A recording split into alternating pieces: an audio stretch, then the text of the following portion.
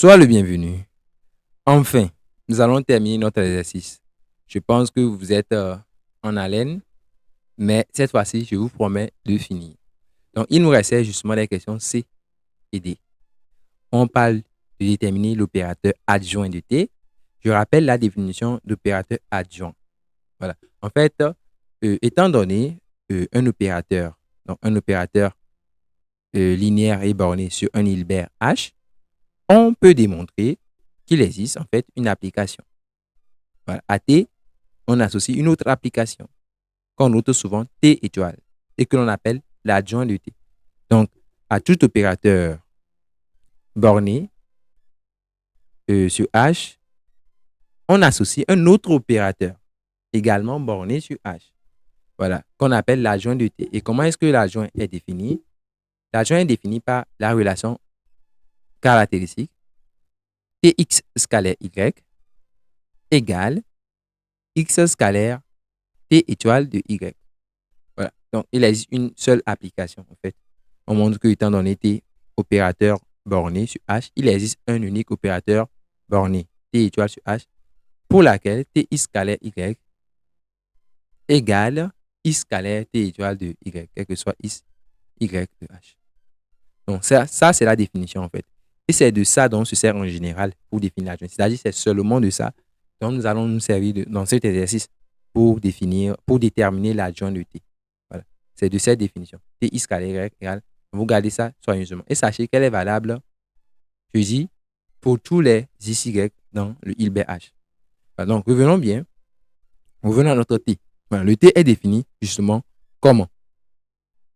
Le T ici est défini comme une application qui prend un F dans L2. Voilà, c'est L2 qui joue le rôle de Hilbert ici.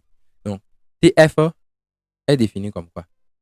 C'est l'application qui a T associe l'intégrale sur 0, 1. Non, ce n'est pas une intégrale comme ça.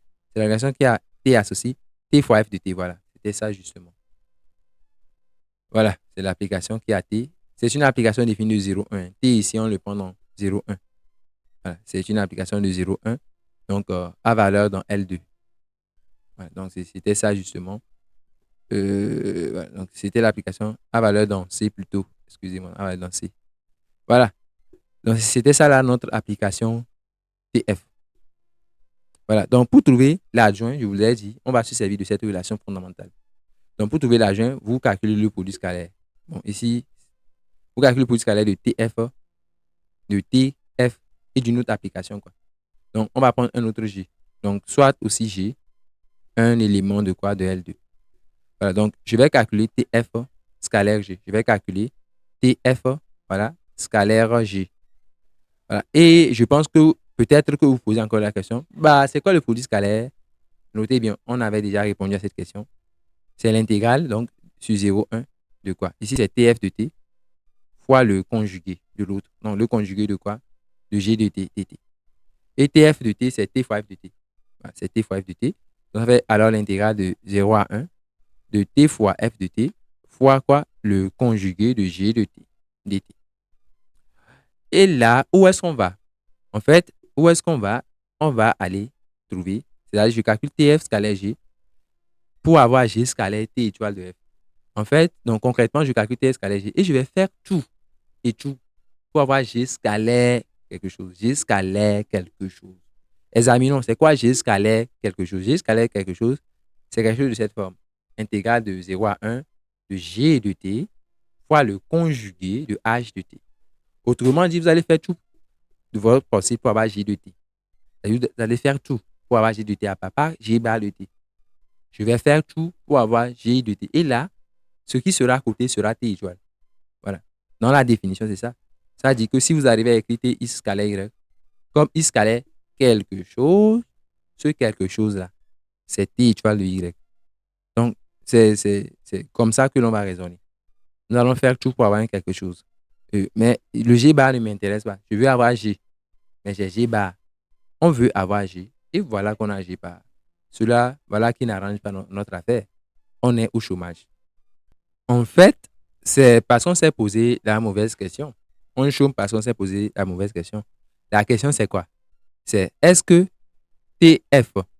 Voilà. Comment trouver TF scalaire G de la forme F scalaire quelque chose. Est-ce vrai? C'est ce quelque chose qui est T étoile de G. Donc, en fait, ce que je vais avoir, c'est F scalaire quelque chose. Donc, ce n'est pas G scalaire quelque chose, c'est F scalaire. Donc, je veux mettre F de côté, quoi. L'idée, c'est d'avoir F de côté. Donc, de telle sorte que j'aurai S scalaire H égale à l'intégrale de quoi? De F de T fois le conjugué de H de T. Vous voyez, c'est ça l'idée. Donc, c'est F que l'on veut isoler. Et pour isoler F, là, ça devient beaucoup plus facile. Il suffit de mettre quoi? Il suffit de mettre F de côté. Donc, je mets intégrale de 0 à 1. Je commence par écrire F de T. Voilà. Et je sais que ce qui va suivre sera le conjugué, ça sera la jointe T étoile de G. En tout cas, j'écris d'abord T fois quoi? G bar de T dt. Voyez-vous? Voilà. Donc, vous voyez que avec ça, je peux dire que quoi? Ceci, n'oubliez pas, c'est le calcul de quoi? C'est le calcul de TF scalaire G que nous venons de faire. Ce calcul, c'est ça qui donne ça. OK? Donc, ça fait F scalaire quoi? F scalaire, une certaine application, il faut lui donner un nom. Voyez-vous? TF, on voit que TF scalaire G, ça fait F scalaire K. L'application que je vais appeler T étoile G, naturellement. Et dans ce cas, T étoile G, c'est quoi? C'est ce gars-là, c'est ce monsieur qui a été T étoile G automatiquement. Donc, avec quoi? Avec T étoile G, l'application qui est définie par T étoile G de T égale à quoi? T fois G bar de T. Ceci, quel que soit T, élément de quoi? De 0, 1. C'est tout. En fait, l'idée, vous la comprenez, c'est que tu calcules TF scalaire G, tu cherches à mettre F à part, et ce qui arrive naturellement, c'est quoi? C'est d'avoir l'expression de l'adjoint. Voilà, donc l'adjoint, elle est définie comme ça.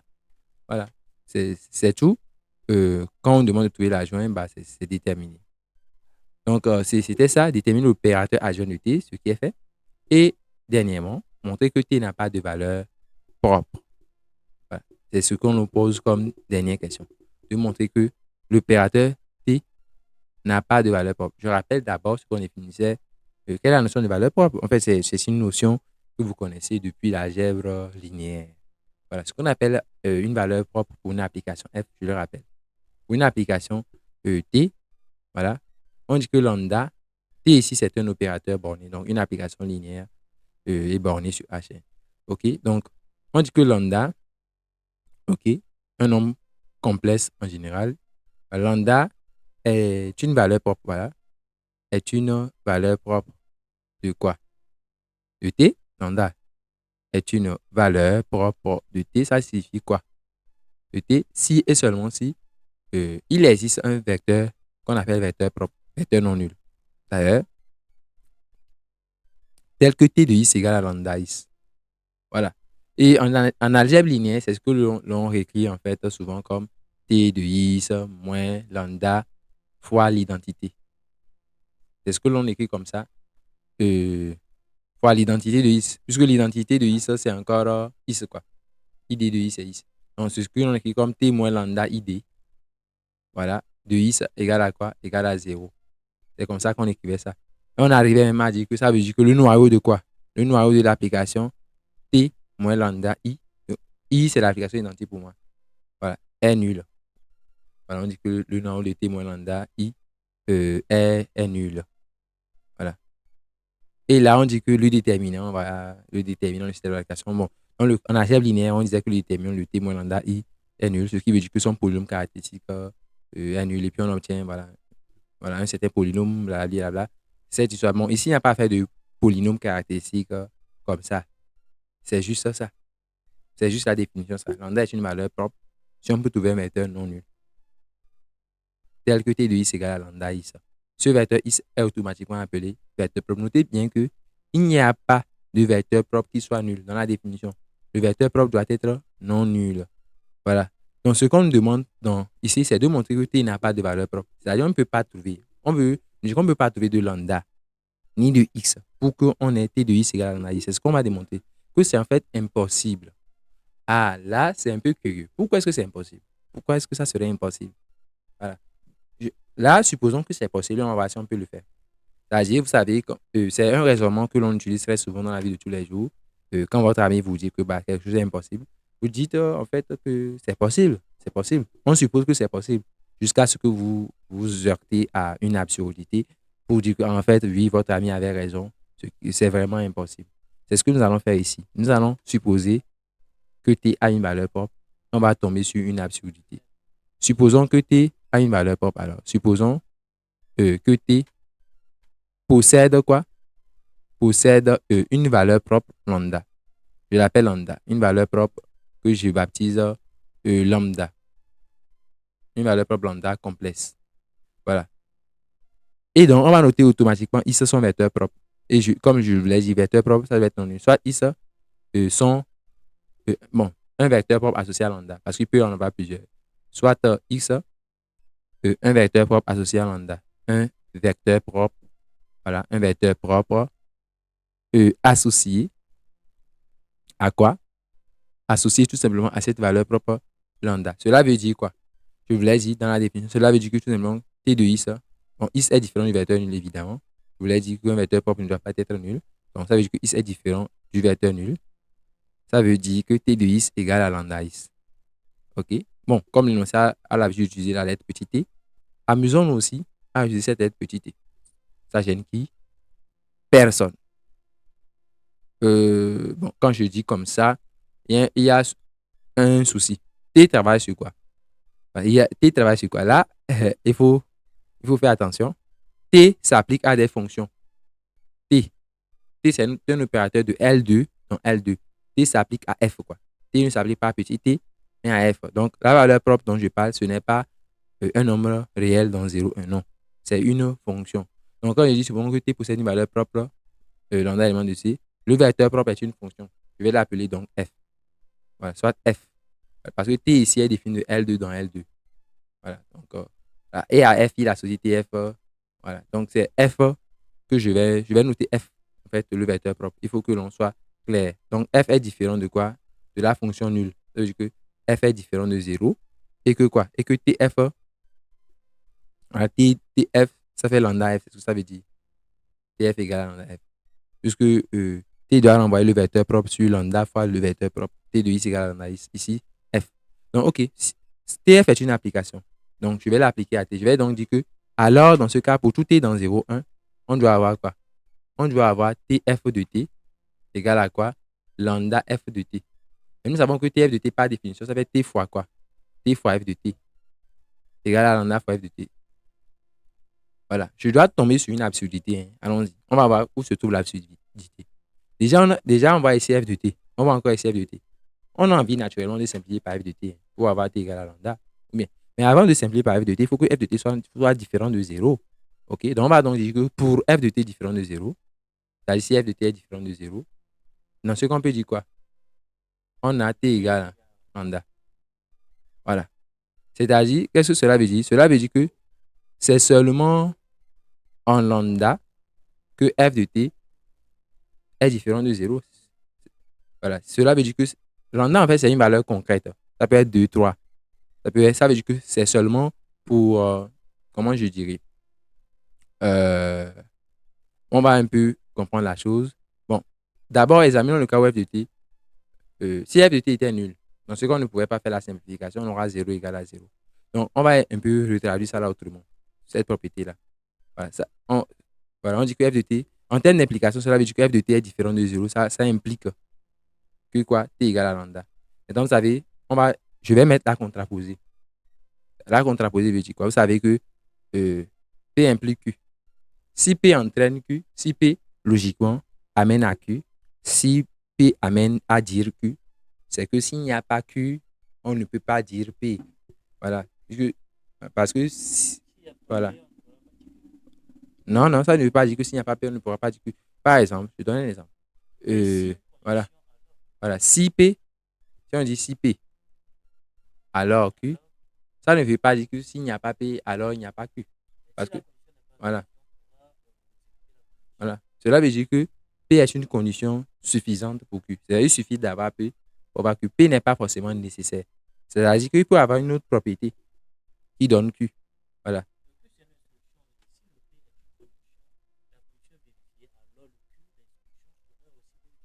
Oui. Donc, si P est vérifié, alors Q est vérifié. Mais rien ne dit que si P n'est pas vérifié, Q ne serait pas vérifié. Voilà. C'est-à-dire, P peut entraîner Q, mais non P aussi peut entraîner Q. Voilà.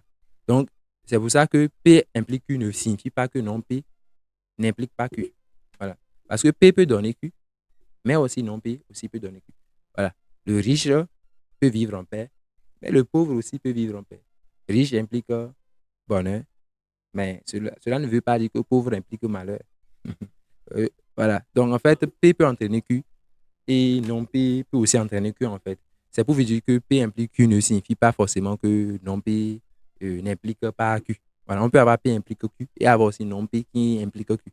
Voilà, mais ce que ça veut dire, c'est que si P entraîne Q, si P entraîne logiquement Q, ça veut dire que s'il n'y a pas Q, il n'y a pas P. Voilà, parce que s'il y avait Q, bon, qu'est-ce que je dis là? S'il n'y a pas Q, il n'y a pas P. Parce que s'il y avait P, il devait avoir Q, quoi. Voilà, il devait. Donc, voilà. C'est pour ça que si P alors Q signifie la même chose que quoi. C'est logiquement équivalent à si non Q, si non Q, alors quoi? Alors non P. Voilà. C'est-à-dire, on parle de contraposition. On dit que P implique Q est logiquement équivalent à quoi? À non Q implique non P. Voilà. Donc, je veux qu'on utilise en fait cette équivalence logique. C'est-à-dire de t différent de 0 implique que t égale à lambda. Ça signifie aussi que si t est différent de lambda, alors f de t est égal à 0. Donc, si t est différent de notre valeur propre lambda, f de t est nul. Cela veut dire que f est nul. Ça veut dire en fait que c'est seulement t est différent de lambda implique que ça veut dire que c'est seulement en lambda peut-être que f n'est pas nul. Ça veut dire que si on prend, supposons que lambda c'est 3, supposons que c'est juste une supposition, ça veut dire que f est nul en 4 par exemple, f est nul en 5, f est nul en toutes les valeurs différentes de 3. Bon, je ne sais pas ce qui se passe en 3, mais je suis sûr que f est nul pour toutes les valeurs différentes de 3. C'est-à-dire f est nul pour toutes valeurs différentes de lambda. Donc, pour affirmer ça autrement, je dis que pour tous les t éléments de quoi? Pour tous les t éléments de 0, 1, privé de quoi? Privé de lambda. Bon, est-ce que c'est forcément 0, 1? Ici, oui, c'est ça, puisque f est défini sur 0, 1. Donc, pour tous les t éléments de 0, 1 privé de lambda, f est comment? F de t est nul. F de t est tout simplement égal à 0. Notez bien qu'on ne sait pas ce qui se passe en lambda. Hein. Peut-être qu'en lambda, c'est nul. Peut-être qu'en lambda, ce n'est pas nul. En fait, je m'en fous de ce qui se passe en lambda. Quand même, ce que je remarque, c'est que f est nul presque partout. Ouais. En fait, il y a une façon dont les mathématiciens racontent ça. Ils disent que f est nul presque partout. Voyez, f est nul presque partout sur 0, 1, évidemment. Et dans l'espace L2, les fonctions, quand on met 0 en fait, quand on parle de 0 dans L2, c'est les fonctions nulles presque partout. Quand on parle de 0 nul. Et quand on parle de fonctions nulles en fait dans L2, on parle des fonctions nulles presque partout. C'est pour vous dire que, voilà, c'est pour vous dire que f est nul, quoi. C'est tout simplement. C'est-à-dire, ça là, on dit que f est nul dans L2. Quand on dit la fonction nulle dans L2, par définition, c'est une fonction qui est nulle presque partout, quoi. C'est-à-dire qu'on dit nul dans L2. C'est pas que ça doit être forcément égal à 0 partout, hein. Mais c'est pour dire que c'est nul la plupart du temps. Mais qu'il y a des exceptions. Mais ces exceptions forment un ensemble qu'on appelle un ensemble négligeable. C'est-à-dire un ensemble dont la mesure est nulle. C'est-à-dire ici, ce qui reste, c'est seulement lambda. Lambda, là, c'est un point. Un point n'a pas de taille. On dit que c'est un ensemble négligeable. Mais par exemple, un intervalle, lui, possède une longueur. Et lui n'est pas négligeable. Quand je prends par exemple un ensemble constitué par 3 points, c'est un ensemble négligeable parce qu'il n'a pas de taille, il n'a pas de mesure. La mesure est nulle, quoi. Mais quand on prend un intervalle, voilà, il a une mesure non nulle. Par exemple, l'intervalle 0, 1, sa mesure c'est 1, puisque voilà, 1 moins 0, quoi. Mais, voilà, donc ici, la fonction est nulle presque partout parce que le seul ensemble où ça pourrait être différent de 0, c'est le singleton lambda qui représente un point et donc un ensemble de mesures nulles. Pardon, on dira que f est nul tout simplement dans L2. Qu'est-ce que cela signifie? Cela signifie que je tombe sur. Cela veut dire que la seule valeur propre, c'est le vecteur nul. Je vous ai dit que f doit être différent de 0, que quand on parle de vecteur propre, bah, ça doit être non nul. C'est ça l'absurdité. On a dit que f est différent de 0. Et on vient de trouver que f est nul. F est différent de 0, f est nul. Bah, c'est une absurdité, évidemment. Ce qui montre que notre hypothèse est fausse. Et notre hypothèse, c'était quoi? C'était que il y a un vecteur propre. C'était que t possède une valeur propre. C'était ça notre hypothèse. Donc, cette hypothèse est fausse. ce qui veut dire que T n'a pas de valeur propre. La démonstration est terminée. Merci de nous avoir suivis jusqu'au bout. On se dit à la prochaine.